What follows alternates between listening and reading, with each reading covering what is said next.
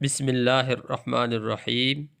میزبان اور کھانا کھلانے والوں کے لیے یہ دعا کریں: اللہم بارک لہم فی ما رزقتہم فاغفر لہم وارحمہم۔ ترجمہ: اے اللہ، تو نے جو رزق ان کو دیا ہے اس میں اور برکت دے اور پھر ان کی مغفرت فرما اور ان پر رحم کر۔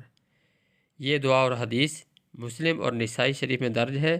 عبداللہ ابن بسر رضی اللہ عنہ سے مروی ہے۔ دوسری دعا: اللہم اطعم من اطعمنی واسقی من سقانی۔ ترجمہ: اے اللہ، جس شخص نے مجھے کھلایا تو اس کو کھلا، اور جس نے مجھے پلایا تو اسے پلا۔ یہ حدیث اور دعا مسلم شریف میں درج ہے۔ مقداد ابن اسود رضی اللہ عنہ سے مروی ہے۔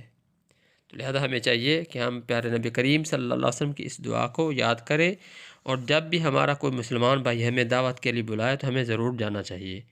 حضرت جابر رضی اللہ عنہ فرماتے ہیں کہ رسول اللہ صلی اللہ علیہ وسلم فرمایا کہ جس شخص کو کھانے پر خواہ وہ شادی کا ہو یا غیر شادی کا بلایا جائے، اس کو چاہیے کہ دعوت کو قبول کرے اور وہاں جا کر پھر کھائے یا نہ کھائے۔ یہ حدیث مسلم اور مشکوٰۃ شریف میں درج ہے۔ معلوم ہوا کہ دعوت کا کھانا ضرور دعوت کو قبول کرنا چاہیے، اور وہاں جا کر چاہے دل ہو تو کچھ کھا لے، اور اگر نہیں دل کر رہا تو نہ بھی کھائے، لیکن جو ہے دعوت کو قبول کرے۔ اللہ تعالی ہمیں عمل کرنے کی توفیق عطا فرمائے۔